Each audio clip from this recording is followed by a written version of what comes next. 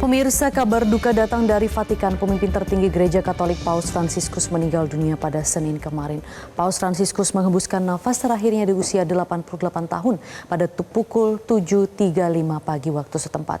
Berikut kami hadirkan sejumlah faktanya dalam infografis Umat Katolik berduka Paus Fransiskus tutup usia. Lantas seperti apa sebenarnya sosok Paus Fransiskus ini? Berikut kami akan hadirkan profil singkat beliau. Jadi Paus Fransiskus ini merupakan pemimpin tertinggi Gereja Katolik sedunia sekaligus merupakan kepala negara Vatikan. Paus ini terpilih sebagai Paus Fransiskus di Gereja Katolik ke-266 yang terpilih pada konklav kepausan di tahun 2013. Dan Paus Fransiskus bernama asli Jorge Mario Bergoglio. Lahir di Buenos Aires 17 Desember 1936 dan beliau ini selama hidupnya itu sebagai akademisi, kemudian pengajar di berbagai universitas yang ada di Roma, dan juga beliau menekuni tentunya imamat keuskupan sampai menjadi Paus Fransiskus. Dan Paus Fransiskus ini adalah Paus pertama dari benua Amerika atau belahan bumi selatan. Beliau juga menjadi Paus pertama dari Ordo Yesuit yang terpilih menjadi tahta Santo Petrus. Yesuit kalau secara historis ya itu dipandang dengan kecurigaan oleh Roma.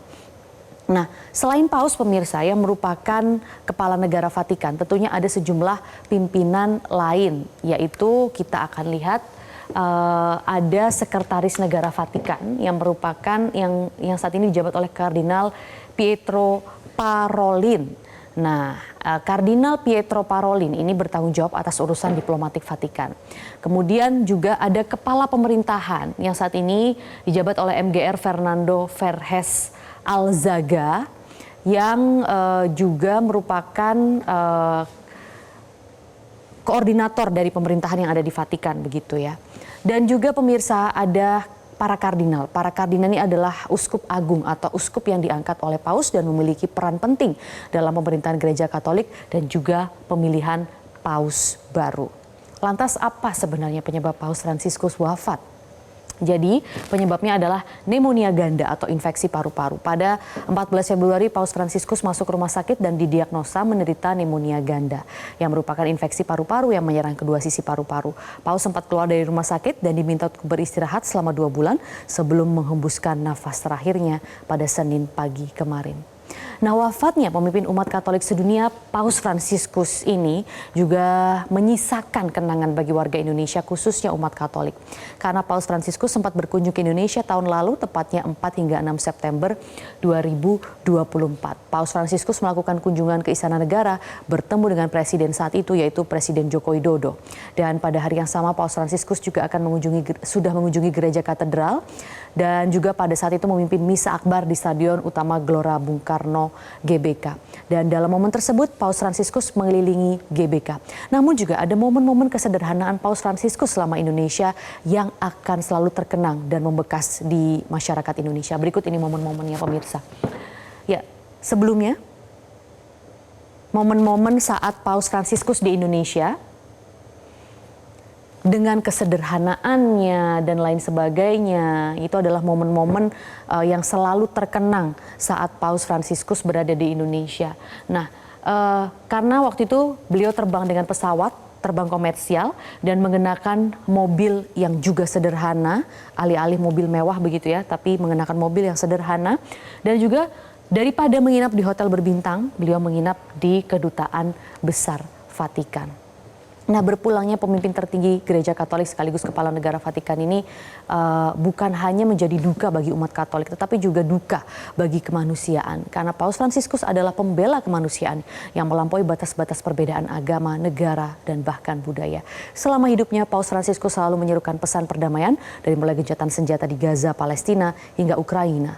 Ia pun mengecam serangan Israel yang menewaskan anak-anak di sana. Dan Paus ini juga rutin melakukan panggilan video dengan paroki keluarga Kudus di Gaza sejak serangan, tepatnya sejak 9 Oktober itu setiap malam selalu melakukan panggilan video ataupun mengirim pesan di sana. Dan rutin juga menyampaikan pesan perdamaian dan akhiri perang di Gaza, bahkan beberapa kali menggunakan kesempatan untuk mengecam kejinya perang di Gaza. Bahkan saat perayaan Paskah minggu lalu, Paus Fransiskus menyatakan pesan melalui Urbi et orbi atau berkat khusus kepada kota dan dunia yang Paus sampaikan saat momen Paskah. Pesan tersebut dibacakan ajudannya di balkon Basilika Santo Petrus. Dan saat itu Paus Fransiskus berkata bahwa rakyat Gaza berada dalam benaknya. Aku memikirkan orang-orang di Gaza, khususnya komunitas Kristiani di sana, di mana konflik mengerikan terus menimbulkan kematian dan kehancuran. Lalu pertanyaan berikutnya adalah siapakah yang akan menjadi pengganti Paus Fransiskus? Berikut adalah nama-nama yang beredar yang akan menjadi pengganti Paus Fransiskus. Yang pertama ada Kardinal Pietro Parolin yang merupakan sekretaris negara Vatikan sejak 2013. Dan Parolin merupakan sosok moderat yang tidak berpihak pada kubu konservatif maupun progresif dalam gereja. Kedua, ada Kardinal Peter Erdo yang dikenal sebagai sosok yang kental dengan pemandangan konservatifnya. Ia pernah menjabat sebagai Presiden Dewan Konferensi Uskup Eropa. Yang ketiga, ada Kardinal Luis Antonio Tagle yang menjadi calon paus pertama yang berasal dari Asia. Dirinya dikenal memiliki pandangan lebih terbuka terhadap isu sosial masyarakat dan juga terbuka terhadap pandangan kelompok minoritas. Keempat, ada Kardinal Matteo Zuppi. Ia menjadi kardinal yang banyak mendapat dukungan dari masyarakat dan memiliki pengalaman diplomasi global termasuk dalam misi perdamaian di Ukraina dan Amerika Serikat. Dan terakhir ada Kardinal Raymond Leo Burke yang dikenal sebagai tradisionalis yang kerap mengkritik kebijakan Paus Fransiskus yang lebih liberal. Itulah tadi pemirsa sejumlah infografis umat Katolik berduka Paus Fransiskus tutup usia. Semoga nilai-nilai pesan-pesan dan keteladanan dari Paus Fransiskus itu akan selalu kita kenang dan kita tiru. Dan tentunya segenap kru Metro TV mengucapkan turut berduka cita mendalam atas wafatnya Paus Fransiskus. Jelajahi cara baru mendapatkan informasi. Download Metro TV Extend sekarang.